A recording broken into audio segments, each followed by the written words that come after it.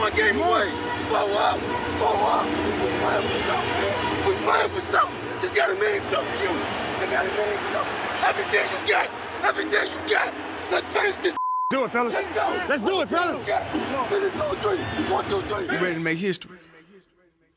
Come on now. Yeah.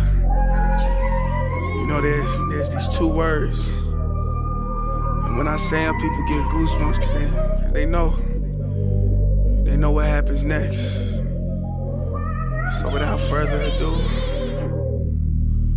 free smoke.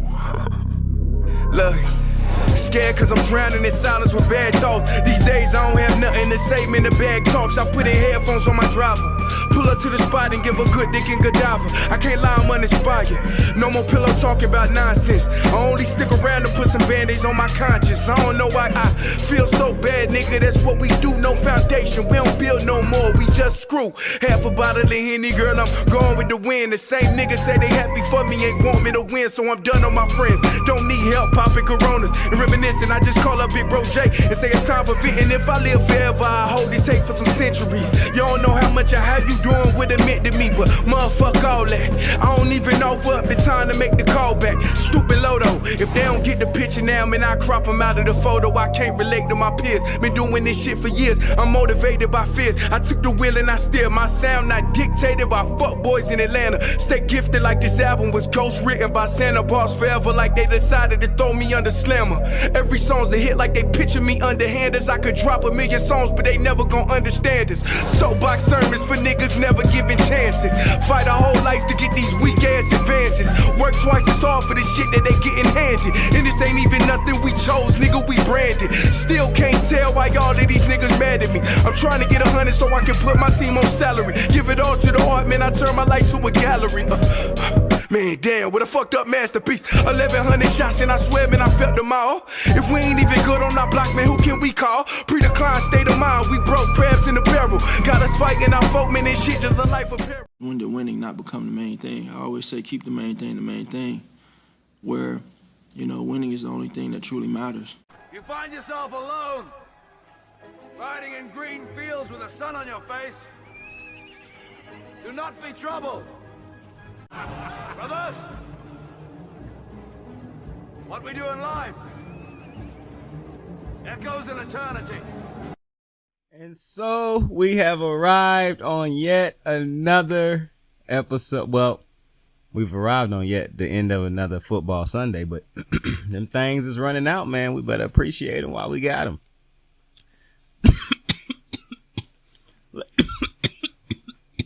Fuck, man. Let me take a sip of my drink, bro. Hold up.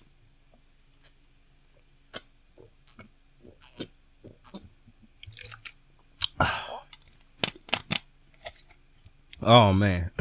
Oh, man. I was drinking into the mic. That's the ASMR. Hey, welcome to another episode of Kicking It with Saint. I appreciate you for being here with me. The channel done grown a lot recently as far as like viewership and whatnot. I wish more people would subscribe, but I'm not bitching about that. But I appreciate all the support nonetheless. The comments, the viewership, sharing the videos, liking the videos, subscribing to the channel. I appreciate all of it. And like I done said, my longtime viewers done heard me say multiple things multiple times. So they done heard this message multiple times. But to the new viewers, I truly do appreciate you. And listen, you might not completely like the setup, the videos and whatnot, as far as like the setup, not the content. We gonna get better, bro. I promise you. The channel is growing, but I'm broke. So I'm showing you how to hustle when you ain't got that much bread. But one day we're going to have a lot of bread to be able to do a lot of different things on the channel. I promise you. This is not going to just be a sports channel, but the majority, it is going to be a sports channel. But it's a lot of other things. Like I got a lot of sports games in mind that's going to be played on the channel. It's going to be a lot of viewer interactions as the show grow. But we are what we are right now, and we appreciate all the support nonetheless. Ain't that right, my guy Abdi? I think that's how you pronounce his name. My guy who always sending good vibes in the comment section. I appreciate you, big dog. Always Henry and that dude, that dub. That damn dub, excuse me. My guys, Big Hen. I just wanted to shout out my guy, Abby. Because that's a fire-ass name. But we got to talk about week 13. We got to get into that. But before we do, I told you, bro, my top 5 Christmas songs list. Now, I'm ignorant, bro. I'm ignorant as hell. Because my number 5 is 2 songs. And I could have just did a top 6 to be a band with you. I like even numbers anyways. I do. But in the spirit of being facetious and ignorant, I'm not going to do it. We doing a top 5. But listen, I got honorable mentions, bro. I got honorable mentions. Now listen, I want to explain to you my Christmas songs list, bro. I could have added Christmas songs from movies that I heard, but none of them stood out to me immediately. I'm also going to do a top 5 Christmas movies list. I could have did top 5 throwback Christmas songs. Top 5 pop Christmas songs. Top 5 covers of Christmas songs. I ain't doing all that. I just put together my list of the Christmas songs that I know for a fact I'm going to listen to every single year. And I just thought of a Christmas song that I completely forgot by Destiny's Child. Destiny's Child got a Christmas song, I believe. I believe they have a Christmas song that I just found last year. I think it was a Christmas. Yes, 8 Days of Christmas. Yes, that shit is so hard, bro. I'm not even gonna stunt with you. I can't remember exactly. That shit hard, bro. So that's in my honorable mentions. If I had a thought longer, that probably could have made the list. I'm not gonna lie to you. Cause that shit is hard. So my honorable, oh yes, but explaining my list again. These are the Christmas songs I know for a fact I'm going to listen to every single Christmas year. Like every single year when the holiday season come around, I'm listening to these tracks without question. So that's why these songs is on my list. And I'm really thinking about making this a top 6 list because I really want to put this Destiny's Child song on my list because I love this fucking song. So you know what? This is now my top 6 favorite Christmas songs ever, basically, because I know for a fact I'm listening to these every year. But your boy got honorable mentions. All I Want for Christmas by Mariah Carey. No, that did not make my list, and I know that's gonna piss some people off who is big into the Christmas music and love. I'm with you. I'm with you. That did not make my list, but I do love that track. This Christmas by Chris Brown did not make my list. I do like that track, but it did not make my list. Feliz Navidad. Feliz Navidad. I wanna wish you a Merry Christmas. That did not make my list, but it fucking got close. That is an honorable mention. I cannot remember the name of the artist who did that song. Apologies. But we sang it every year when I was in elementary school in Spanish class. So I love that track. The Christmas song by Nat King Trio or Nat King Cole. I know it's Nat King Cole, but I think it was called something else. But the Christmas song did not make my list, but I fuck with it. I listen to all these songs every year also. I just don't like them as much as I like these other songs. Santa is Coming to Town by the Jackson 5. Now that almost made the list. That and Feliz Navidad is the closest to that. That's kind of hard because these next couple songs almost made the list too. I love that. That shit is hard, but it can get annoying if you listen to it too many times. Santa Tell Me by Ariana Grande. Fire track. Did not make my list though. Honorable mentions. Ho Ho Ho by Sia. That shit is a banger, and it almost made the list, but it didn't make my list. Grandma Got Ran Over by a Reindeer. Fire track. Absolute fire. Did not make my list. With that being said, my top 6. Well, you know what? I'm going to put Mary Did You Know in my honorable mentions also, because that was tied for 5th place. Mary Did You Know by CeeLo Green and the one by Pentatonics, however the fuck you pronounce that. Pentatonics. Mary Did You Know is also in my honorable mentions, even though I fucking love that track. So we going back to it. Matter of fact, Mary Did You Know is my number 6 track. Mary Did You Know is number 6, bro. That's my 6th favorite Christmas song of all time.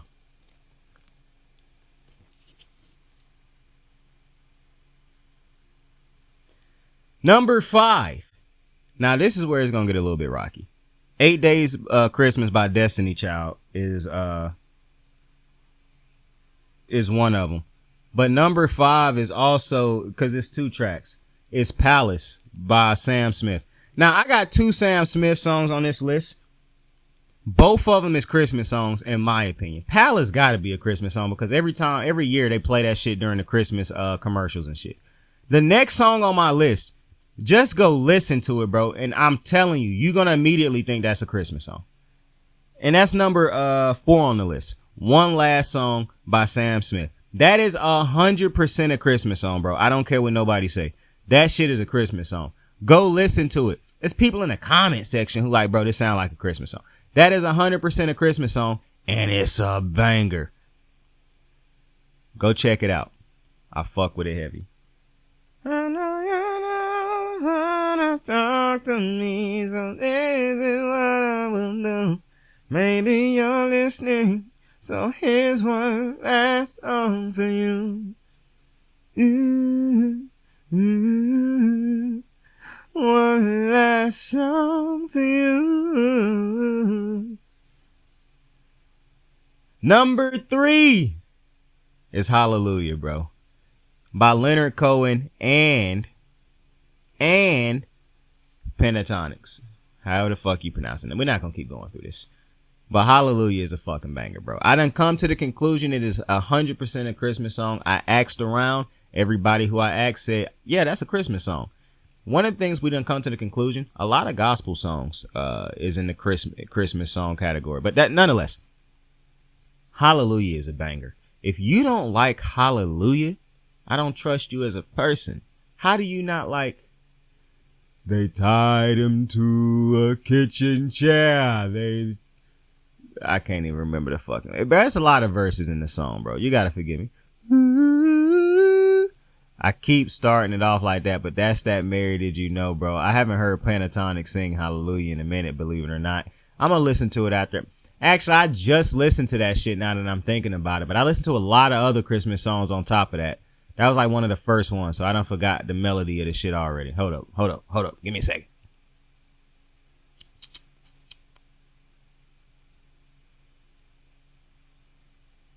I can't remember it, bro. The Shrek one in my head. They tied you to a kitchen chair. They cut your throat and they cut your hair. And from your lips, I don't even know if them was the lyrics. They drew the hallelujah. Hallelujah. Yeah, I remember in Shrek when they started playing that shit during the montage. Hallelujah banger, bro. Number 2, bro. Last Christmas, I gave you my heart, but the very next day, you gave it away. This year, to save me from tears, I give it to someone special. Last Christmas, I gave you my heart, but the very next day, you gave it away, shit, to save me from tears. I give it to someone special. One more time. Last Christmas, I gave you my heart, and the very next day, you gave it away. This year, to save me from tears, I give it to someone special. Bro! Last Christmas by Wham is a fucking banger, bro. I'm listening to that shit every single Christmas year, bro. Every year, bro, that's getting played. I don't give a fuck. That's gonna get played. Bro. Not as much as the first song, but this shit gonna get played enough. I'm trying to tell you, bro. If you don't like that song, oh my, I don't know what song can get you in the Christmas spirit. And I understand the lyrics in the song, like, last Christmas I gave you my heart, and the very next day you gave it away. Bitch, You used my heart for them presents on Christmas, and the very next day you gave it away. This year, to save me from tears, I give it to someone special, and the cycle probably gonna repeat itself. But, you know, that's me being cynical in the moment. Don't listen to me. Find love. But I love that song. I done heard a lot of different people perform that song. I done heard Taylor Swift's version of it. I done heard a couple versions of it. Wham got the best version until I hear a better version. That's my shit. And the number one best Christmas song of all time for me is Darlene motherfucking Love. Darlene Love, the queen. I know a lot of people think the queen of Christmas is Mariah Carey, and I got no arguments for that. I'm not going to argue on that. But the queen of Christmas for me, every year I'm listening to this woman. I'm listening to this queen light up Christmas, the holidays for me, is Darlene Love. With Christmas / Baby Please Come Home. They're singing Deck the Halls, but it's not like Christmas at all. 'Cause I remember when you were here and all the fun we had last year. Christmas, if there was a day. Bro, that's my Baby Please Go Home. That is my shit, bro. Larry King knew what he was doing when he had her on the show every single year, bro. Dead ass. That is my shit, bro. That is a phenomenal song, bro. Unbelievable. I want to do Beyonce other than that, the one I had her on here with Destiny's Child. I want to do She Got Some More bangers, bro, for the holidays.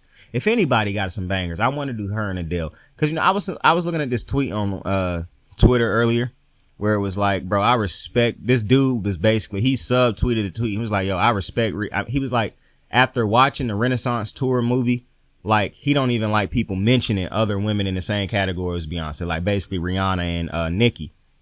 And I commented under his tweet and said, I've been on this wave. Like, I love Rihanna, bro. Like, Rihanna played a huge part in my musical development.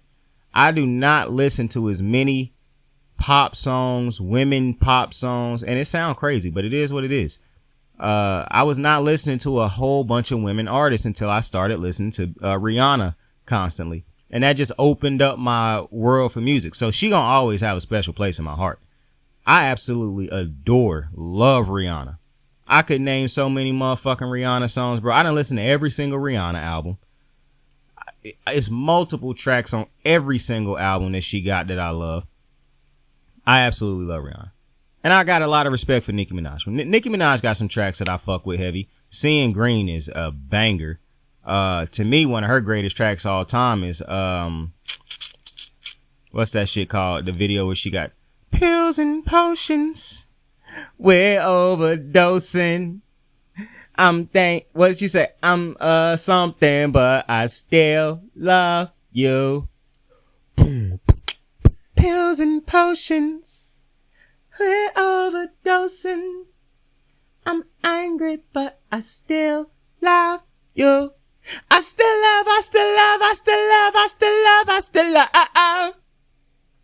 I still love. I still love. I still love. I still love. I still love. Yo, I get high off your energy. I get high off your memory. Yo, that shit is a banger, son. Right Through Me is not Right Through Me. How did I forget the name of that? Pills and Potions, bro. That's my favorite Nicki Minaj song, bro. Matter of fact, Nicki Minaj's album, the Pink Print or whatever the fuck it's called, the one that's got Dear Old Nicki on it, that's a pretty nice album. I'm not gonna stunt to you. And I heard this Nicki song the other day. Her song with her and Meek, that's a banger too. When they was dating. She the baddest, and I'm the realest. However the fuck that shit go. That shit is hard too, but that Pills and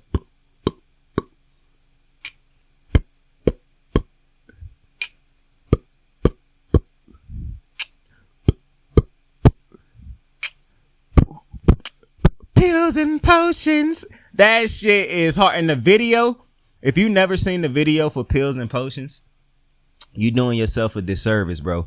Nicki Minaj ain't never looked better to me than she did in that video, bro. On me. Nicki Minaj looked unbelievable in that Pills and Potions video, bro. Dead ass. Absolutely love that game. Take this waltz. Take this waltz. Take this waltz. That's my man Leonard Cohen. I don't even know how that just popped up in my head because I love Leonard Cohen, bro. I told you. I need to get y'all my top 5 Leonard Cohen list, bro. I done talked about him 2 shows in a row. I might as well. I mean, it ain't like I got it written down already, like I had that planned out. So let me go ahead and give you my top 5 Leonard Cohen songs, bro, so y'all can go ahead and get into the Leonard Cohen, bro. I'm giving you the top 5 songs to go check out. And if you don't fuck with these songs by Leonard Cohen, you just not gonna fuck with Leonard Cohen, bro. All right? I'm gonna make it quick so we can get into the show. Number 5. Wait, 1, 2, 3, 4, 5. Number 5, By the River's Dark. Number 5, By the River's Dark. Number 4, That Don't Make It Junk. I said, repeat again. Number 4, That Don't Make It Junk. I fought against the bottle, but I had to do it drunk. Just go listen to the. How come you called me here tonight? Number 3, Hallelujah. Go check out his live version. Number 2, Take This Waltz. Take this waltz. Take this waltz. Go listen to it, the live version. And number 1, Famous Blue Raincoat. Go listen to it, the live version. That is Leonard Cohen. Leonard, come on, bro. Y'all can spell Leonard. Leonard is basically how you spell Leonard. Leonard. Leonard, basically. Leonard. Cohen, Cohen, Cohen. All right, go check those out for the boy and report back on any of the videos after you done listen to a track and tell me which one you like the most. Tell me if you fucking with him. I'm trying to expound y'all musical vocabulary, all right? I'm trying to get y'all out of this thing where y'all say Joe Budden is whack, but you really ain't never listened to a single Joe Budden track in your life, okay? I'm helping you expand your musical catalog so that you understand it's great. I'm not telling you whoever you listen to, it's better people out there, even though it is better people out there. I'm pretty sure especially if you have a limited small catalog. Am I telling you if Jay-Z or Kanye or Cole is your favorite? I'm not telling you I'm finna tell you somebody better than them. I'm giving you a different thing of music. So you know what? A lot of people don't know how to deal with emotions because a lot of people use music as their outlet, but they don't have a wide variety of musical things. So some of the shit they listening to, it need to be updated, but they ain't updated it because they ain't got nobody like me in their life to help them expound their musical catalog. All right. So go check out that shit that I was just telling you about. But we got to get into week 13 in the NFL. And my God, Sunday Night Football. Now, I don't know if we usually start the show talking about Sunday Night Football, but we're going to start the show talking about Sunday Night Football today. Goddamn. The Packers at home taking on the Kansas City Chiefs. They pick up the big body dub, 19-27. Congratulations to the Packers. They are now a wild card team. It's almost like I predicted it in the beginning of the season. Now listen, because you know we're going to be doing a lot of praising of Jordan Love on the show tonight. It just is what it is. Because I've been on the Jordan Love bandwagon firmly for 2 years, sitting real comfortable. I told you how I felt about him in the beginning of the year. I've been telling you how I felt about him all year. So I'm going to take my victory lap right now. Because look at my boy. Look at this motherfucker. He made some throws in this fucking game, bro. Bro, if you watch that Patrick Mahomes Super Bowl where they beat the 49ers, where he taking that drop back, sling it off his back foot to Tyreek Hill, boom, magic, beautiful. We'll always remember it. At least I will. Jordan Love had a play like that tonight. And this ball was so perfect in between 3 different defenders for the Chiefs. I don't think you understand how good the Chiefs defense is this year and what Jordan Love just went out there and did to the Chiefs defense in order to win this game. This is a dude who's starting this is his first full year as a starter, bro. This is not a dude who got to have like 6 starts in the season before. No, I think he started like 1 or 2 games before this year. He technically a rookie. And look at what I'm telling you, if you don't watch the Packers, you're lost. The Packers got another franchise quarterback. It is what I told you this a couple weeks ago. They 100%. I'm doubling down. Hear me good and hear me well, motherfucker. I'm doubling down. That shit is a whole pack of greatness. I'm telling you right now.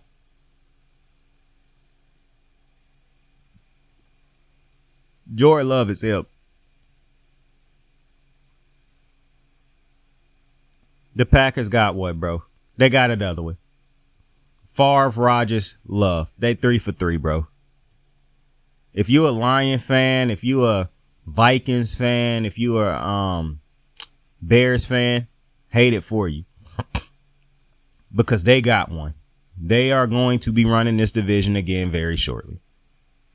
Because, my God, it's a good thing Detroit took the lead they took early in the season on this team, because the Packers are figuring it out. And that's what happens when your head coach trusts his quarterback. When he legitimately go out there to develop his quarterback. He don't force his quarterback to hand the ball off 30, 40 fucking times a game.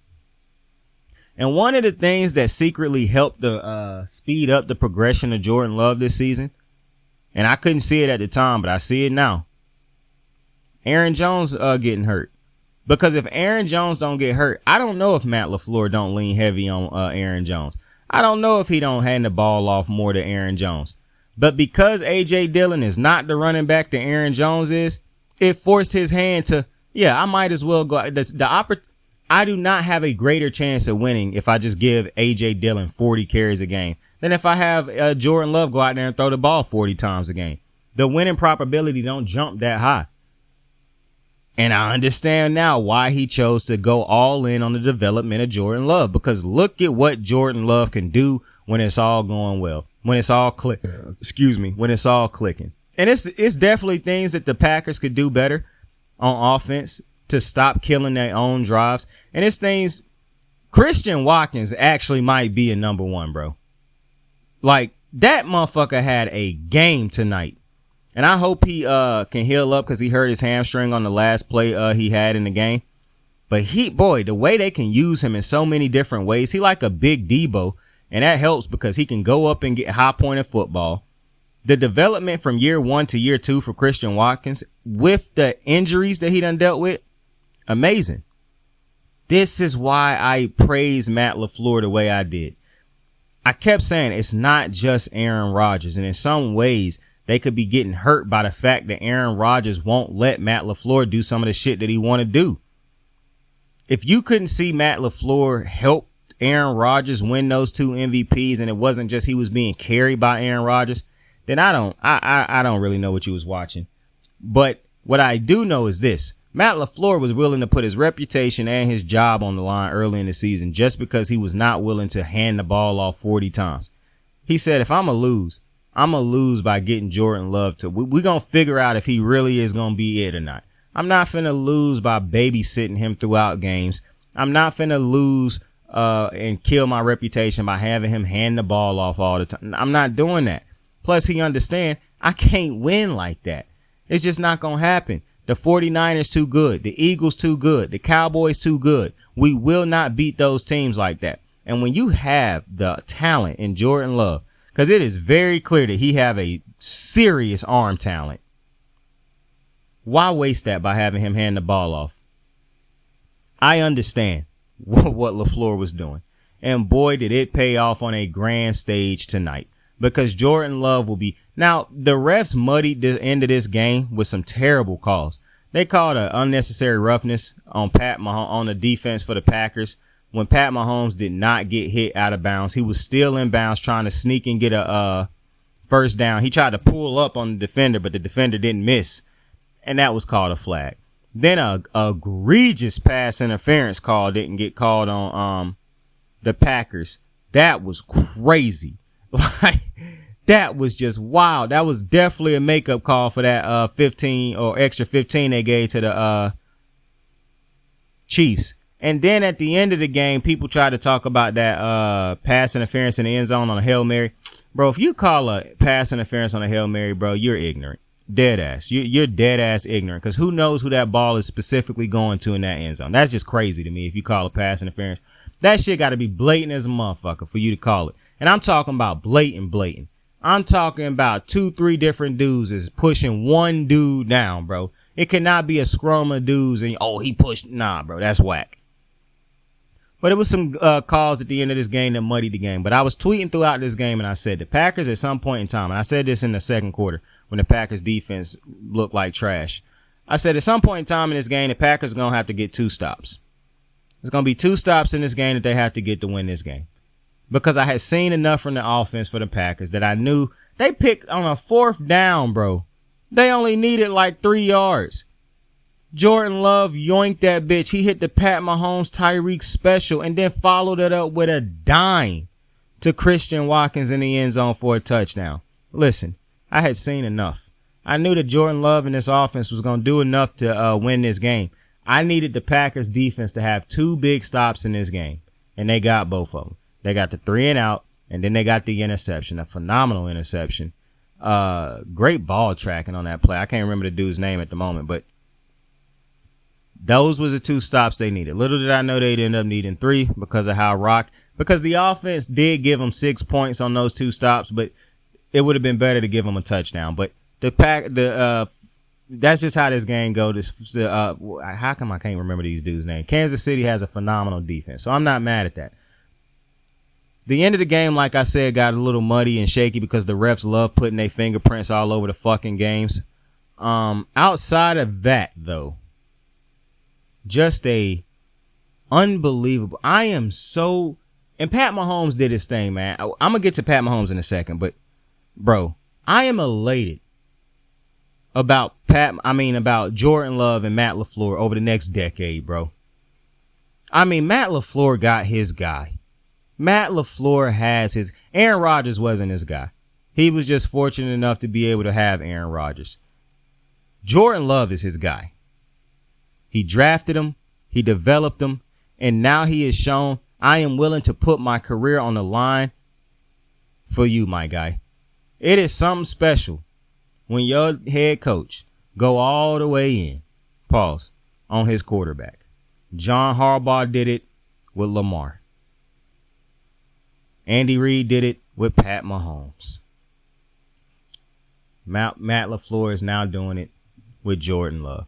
When you don't quite know if this is the guy, but you say to yourself, hell, I'm about to find out. It's just a beautiful thing, bro. And Jordan Love is a hell of a talent. Now, I could sit here and talk about how bad the Packers defense looked for the majority of the game, but I done told you multiple times. If I sat here and did that, that would completely go against what I keep preaching to y'all. Defense, playing great defense throughout the whole game is overrated. Get the stops that matter. It was 3 stops they needed, and they got those 3 stops. So I don't care how they played in the beginning of that game defensively. That's just how the game goes sometimes. At the end of the day, this was a phenomenal performance all around by the Packers. And Matt LaFleur, bro, he ain't gonna win Coach of the Year. But my God, this motherfucker be coaching his ass off. Now, going to the other side. I done said it once. I done said it twice. I done said it about 1 million times. It is a shame what Pat Mahomes is having to deal with over there. If you watch the Chiefs, Pat Mahomes show you his greatness every single game. It is not a game this season where he has not reminded you how great he is. The problem is, it don't matter. And this is what I kept saying about Lamar Jackson. This is why I get irritated when I was preaching what I was preaching about Lamar, people kept saying, well, Lamar got to be better. I'm so happy that this is now happening. I'm not happy that it's happening to Pat Mahomes, but it's fortunate that I can now explain this narrative all over again, or explain this point all over again. And it's happening to a guy who happened to have 2 Super Bowl rings and is unquestioned the best quarterback in the NFL and one of the greatest quarterbacks to ever play the game. It don't matter how great your quarterback is. He still need other dudes to help him. Pat Mahomes can be as great as he want to be. If dudes don't step up when you need him to step up the most, what does it matter? Pat Mahomes can't catch the ball for these motherfuckers. He can't run the routes for these motherfuckers. The only people who done stepped up every game this season for the Chiefs is that offensive line. And the defense, obviously. But I'm talking about on the offensive side of the ball. I said it at the beginning of the season. I said it last year. I do not understand why you don't go all out to bring back Tyreek Hill. I'm willing to lose players on the defensive side of the ball. I'm not willing to lose a Tyreek Hill. I understand you won a Super Bowl without him. I get that. That is the worst thing that could have happened as far as thinking we no longer need to go out and put legitimate talent around Pat Mahomes, because that is you saying, let's be cheap. Pat Mahomes can figure it out. That does not put into the equation how much harder you just made the job for Pat Mahomes. To me, that is not recognizing how great Mahomes is. That's taking his greatness for granted. That's you thinking that it don't matter what you put around him, he gonna figure it out. That's ignorant. Pat Mahomes done played good enough to win every single game he done played this year. It's only a couple teams who I don't think played great enough at the quarterback position to where they gave their team a chance to win every game. The Chiefs is one of them. Pat Mahomes he done had games where he done had turnovers and whatnot. But a lot of that got to do with the fact that he is playing with lesser than talent at the receiving position. And you're not questioning this Pat Mahomes with his lower numbers. Is he good or whatnot? And I'm so happy that Lamar's numbers look the way they look, even though they would look way better if he didn't keep handing the ball to Gus Edwards in the end zone. That's the thing. If you don't watch the games, obviously you won't know. You'll look at Lamar's numbers like, oh, he done been carried by the team. He hasn't. Every time they get into the red zone, instead of throwing instead of throwing the ball to pick up an easy touchdown or to pick up a touchdown with his arm, he just hands it to Gus Edwards. He does not care about his stats. He just cares about winning. Like Pat Mahomes. But I'm glad that that's what's happening, because Lamar Jackson and he got the talent around him right now. I don't think it's the greatest talent in the world, but they get better and better by the week, so they could end up proving me wrong by the end of the season. And look how easier the game is for him. He don't have to go out there and force touchdowns left and right. He could just hand the ball to Gus Edwards, spread it around to his different players. He not worried about having to do too much right now. Pat Mahomes is going out there every week knowing not only do he got to do too much and got to be Superman on a weekly basis, because I understand people say, oh, well, he got a defense. They still got to score points, fam. The problem is not even that you make Pat Mahomes feel like he got to be Superman on a weekly basis. The problem is you make Pat Mahomes feel like he got to be perfect on a weekly basis. And when you start to make a quarterback feel like they have to be perfect on a week-to-week basis or they don't have a chance to win, then that's when a quarterback stop playing like Superman and start to press. And you don't want that to happen. Now, Pat Mahomes is too damn good of a player, too damn good of a quarterback to let that happen to him, but he is also human. And so that's why that interception happened at the end of the game, because he like, man, we got to find a way to score. That's not a good throw by Pat Mahomes. That's a wasted possession. But to be honest with you, the Chiefs have a lot of wasted downs, but that's because the talent around him. And he don't know going into a game-to-game basis, like I said about Lamar in the past couple years, he don't know who gonna show up for him in these games, aside from Mark Andrews. And Pat Mahomes don't even know if Kelsey gonna be able to show up in some of these games, because all the hits he done took. And Kelsey talked about this a couple weeks ago about how he was thinking about retirement because the punishment his body done been through. So now he can't trust that Kelsey gonna be there for him on a week-to-week basis. Do you know how much easier this would be for Pat? Do you think Pat Mahomes would have figured out another way to get to a Super Bowl and win it with Tyreek Hill rather than having to figure out on a yearly basis now, how do we get back to another Super Bowl with no talent around me? Because I know at the end of the day, people going to be like, they won a Super Bowl without him. They won a Super Bowl without him. Pat Mahomes could play another 10 years. And if he don't win another Super Bowl in the 10 years because he don't have the talent around him, are we still going to be praising that one Super Bowl? Even if Tyreek don't win another one, we know Pat Mahomes got more Super Bowls in the arsenal. So why not continue to put the talent? I will take a L in that defensive department easily, because I need to make sure that Pat Mahomes have the talent around him to be as great as he can possibly be, seeing as how without him being great, this team I don't care how good the defense is. Without Pat Mahomes, this team don't operate. So I got a big problem with Pat Mahomes having to go out there on a week-to-week basis and basically play damn near a perfect game against the great teams or against the good teams. And hell, you probably didn't even think the Packers were that good and he had to damn near play a perfect game against them because of what Jordan Love was able to do. So, you know, I feel for my guy Pat, and I think they done fell to like 4th place in the AFC, man. It's rocky out here in these waters. But of course, we got to get to this next game. I know people want me to talk about it. The Philadelphia Eagles at home got their ass beat by the San Francisco 49ers. Now,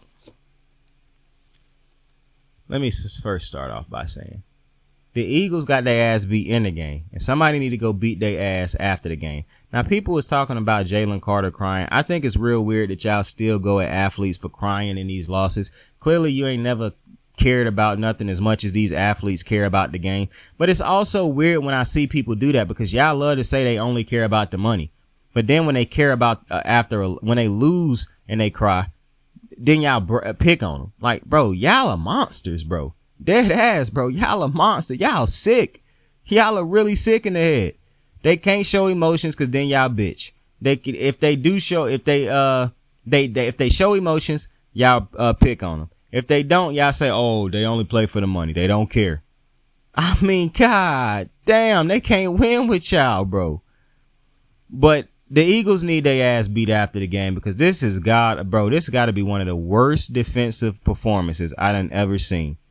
The 49ers did whatever the fuck they wanted to in this game, bro. Where is the score? 42-19, bro. This was embarrassing. This was disgusting. Jalen Hurts had a couple, garbage yards at the end of this game. The offense really did nothing. The offense wasn't going to do shit with as bad as this defense played. And I know it's people out there who think the way Shannon think when they say, well, if that team scored 42, your team can score 42 too. Go watch this game and look how bad this Eagles defense was. The Eagles defense played decent, I guess, for the first 2 drives of the game, and then they decided to go home. I don't know how you decide in 2 years in a row that in your biggest games of those years, the Super Bowl and this game, that you're going to play like shit. Now, the caveat, maybe the Eagles really didn't give 2 fucks about this game. I don't know. But what I do know is that one glaring issue that I done had with the Eagles for the last 2 years done reared its ugly ass head. The Eagles defense, bro. What the fuck? For one, the run defense is god awful. But don't let that disguise you from the fact that the secondary is awful.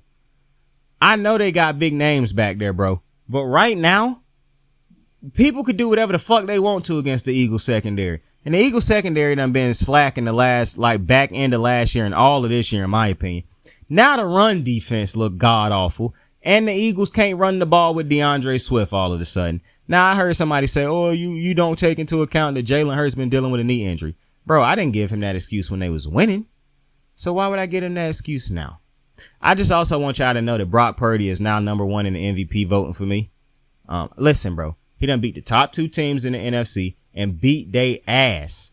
Not only that, he done beat the Seahawks ass. I think they done beat damn near every team that's in playoff contention right now for the NFC or the teams that were. I don't know if they done played the Lions. I can't remember. No, they smacked the Lions if I remember correctly. No, that was the Jags. That's a different cat that I'm thinking about. Either way, Brock Purdy is my MVP right now, and I'm going to just tell you right now, I got an agenda going. If my boy Brock win MVP, how could y'all possibly keep talking about this set? Because that's the thing that's keep irritating me the most, how people keep talking about him like I understand where he was drafted at. Bro, the product on the field should not have y'all continuing to bring that shit up. Like dead ass. And I'm going to tell you something else. I'm going to be real mad if Brock Purdy don't get an extension at the end of this season. The fact that if they do him like the Ravens did Lamar, making him play out that whole fucking contract, Lamar didn't get paid what his worth was, but he got paid far more than what Brock Purdy getting paid right now to do what Brock Purdy doing on that fucking team. So I'm going to tell you right now, Lamar saved Baltimore. Brock Purdy is saving San Francisco. I'm telling you right now, any other GM head coach getting fired for using all that capital to go get a first round quarterback and the first pick in the draft and then trade him. Brock Purdy saving jobs, lives, and all that. If he don't get an extension at the end of the season or a bump in that check, that's going to be some hoe shit. But to talk about my guy Brock Purdy. This is the type of game that I didn't necessarily need to see him whoop the Eagles' ass, but I needed, and to be quite frank, did I get to witness him playing in crucial moments? No. But I still got to see him beat a great team. Brock Purdy, the thing that I noticed about Brock Purdy, bro, he got no fear going into none of these games. At least not in my opinion. And maybe he maybe it's the talent around him. I get it. I know that's the first thing people going to say, well, look who he got around him. I get that. But I done seen other quarterbacks with talent around them still be shaky. And I think it's very interesting how y'all talk about Justin Herbert. But I'm looking at two dudes who I think is better than Justin Herbert, who I'm taking right now over Justin Herbert. And that's Jordan Love and Brock Purdy. Because I just watched both of them, boy. I see Brock Purdy put his foot in people's ass on a weekly basis. I just watched Jordan Love clutch up, make big throw after big throw against Kansas City. But I'm not going to get ahead of myself. I would take both of those quarterbacks over Justin Herbert, but I'm just telling you. Nah, I'm just fucking with y'all. I just wanted to say something to piss y'all off, bro. I don't know how Justin Herbert would look in this offense, but I imagine he would be the shit. I'm not going to lie to you on that because Kyle Shanahan is that guy. If he had Justin Herbert, I mean, I think you could put Justin Herbert. I think you could take Kyle Shanahan and put him over there in L.A. and they would be good. Now, I know that's me saying that Brandon Staley is bad. Not necessarily. That's just me knowing how great Kyle Shanahan is. Brandon Staley is a defensive-minded head coach. Kyle Shanahan is an offensive guru. I know if he go over there, his hand going to be all over the offense. But we don't live in that reality. The reality I live in is the results that I'm dealing with. And right now, Brock Purdy is my MVP, bro. Not going to lie to you. I was pushing that agenda last show. I don't know if y'all caught that, but it's full on a go now. Because as soon as my guy win MVP, y'all gonna have to the media gonna have to shut the fuck up with these dumbass narratives about. I don't even understand the hate surrounding Brock Purdy to be a band with you. I really don't. I don't understand why people don't like Brock Purdy. I really don't. It's confusing to me, but shout out to the 49ers. Now, what I will say about the 49ers is, bro, they really treated this game like this was their Super Bowl. That is kind of embarrassing to me. I don't never like it when teams treat one game like it's the Super Bowl. That's, you know what I'm saying? Clearly they care way more about this game than the Eagles. And I'm not even talking about just because of the performance. Like, they came into this game far more this was their Super Bowl if they don't win the actual Super Bowl. So that's my only thing. The Eagles better not get to the Super Bowl again, and you better not lose to the Eagles in the playoffs. And you better win the Super Bowl, bro. Well, nah, I don't even necessarily think you got to win it because the Eagles didn't win it last year either. Nonetheless, let's go through some of these games. The Miami Dolphins put their foot in Washington's ass, 45-15. Tyreek Hill is close to on the chase to break that Calvin Johnson record. I hope he break it. We'll talk about it more as he get close to it, if he can break it. Atlanta, well, if it's a possibility, a realistic possibility that he can break it, we'll talk about it more. Atlanta, New York, the Jets, Atlanta was on the road, they win 13-8. I'm not getting deep into that. Detroit was on the road in New Orleans, they win 33-28. I told you. Told you, bro. I told you, man. Shout out to my boy Gibbs, Roll Tide.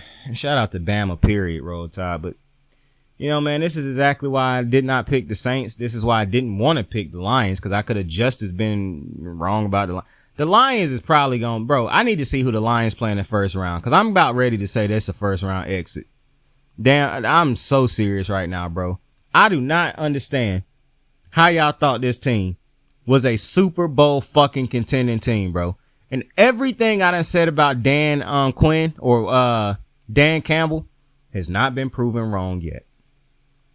Because better coaching would not have the Lions looking like they hanging on to end the season. Because they haven't convinced you at the end of the season so far that they, in their last couple games, that they actually can go win a Super Bowl. Man, the 49ers have put their foot so far deep in these dudes' ass right now. Pause. But to the next game. Indy was on the road. They win in overtime 31-28. Garner Minshew to Michael Pittman Jr. I talked about Michael Pittman Jr. last year. Good to see him having a good game. The Chargers win 6-0 in New England. New England have lost 3 games in a row because their offense is god-awful. They have given up 10 points or less in all 3 of them losses. So that's insane. But I just want to point your attention to this offense of the Chargers. It's a play going around where, oh, what more can Justin Herbert do?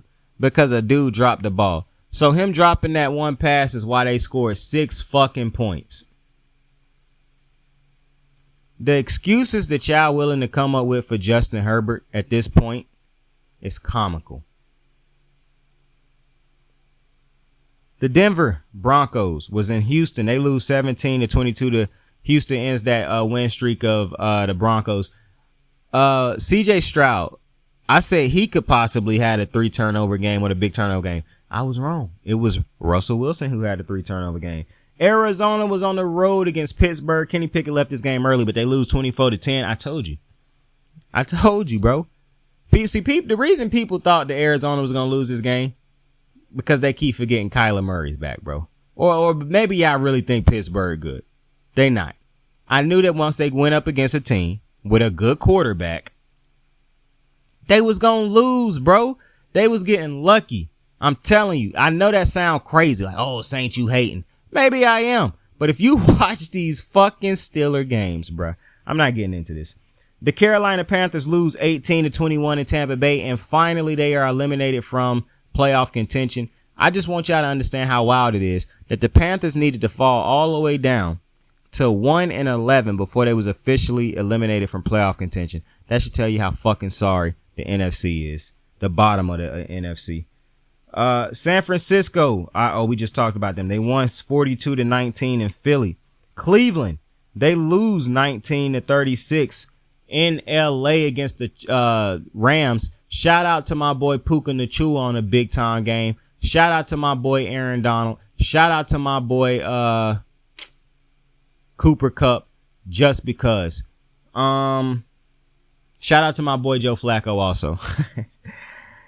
And we just talked about Kansas City losing 19-27 on Sunday Night Football. And Cincinnati will probably lose tomorrow against Jacksonville. Shout out to the Baltimore Ravens. We didn't play today, but we basically won because everybody in our division lost that mattered. Because Cincinnati winning and losing don't mean a damn thing for the Ravens at this point. We swept them this season, plus them boys got 5 wins. So they don't matter. As a matter of fact, all 3 of my teams won today also. I don't know if that's not happened this year at all. Well, it probably have. I just didn't pay it no attention. I'm just happy with all 3 of my teams. Well, I'm retarded. All 3 of my teams did not win today because all 3 of my teams did not play today. But we basically did all win because the Steelers and the Browns losing mean the Ravens got a 2 game lead in the division. So we basically did win. So the Ravens won, the Rams won, and Green Bay won. It's a good day for Saint. Also, unfortunately, the Rams will lose next week at the hand of my Ravens. It is impossible for the Ravens and the Rams to both win next week. You hate it when the family feuds, bro, in the great words of Hov. But with that being said, I appreciate y'all for joining me on another episode of Kicking It With Saint. Tell somebody you fuck with him. Tell somebody you love him. It's the holiday season, bro. It's the holiday season. Yo, buckle up, cuddle up to your girl or something, bro, and turn on the show. Be like, babe, you got to check this guy out. We got to listen to what my man's is saying. You know, cuddle up next to Boo. You know, go find somebody to love, bro. You know what I'm saying? I fuck with y'all. I love you. Like, subscribe, share. Saint out. He said, but imagine, if you will, being on your deathbed and standing around your bed, the ghost of the ideas, the dreams, the abilities, the talents given to you by life, and that you, for whatever reason, you never acted on those ideas. You never pursued that dream. You never used those talents. We never saw your leadership. You never used your voice. You never wrote that book. And there they are standing around your bed looking at you with large angry eyes saying, we came to you and only you could have given us life. And now we must die with you forever. I got the moves like hot sauce. Lil' mama taking the top off. I'm laying down getting topped off. After this, you know she getting knocked off. I know she loving the money, so I keep on thumbing and thumbing. She say she horny when she taking shots, so I keep them coming and coming. Now I'm putting dick in her tummy, scoop her up like I'm raking her something. You would think shawty red track, the way that she running and running. You getting dumber and dumber, you out here chasing the bone. After she finished from giving me dome, the Uber is taking her home. Tight.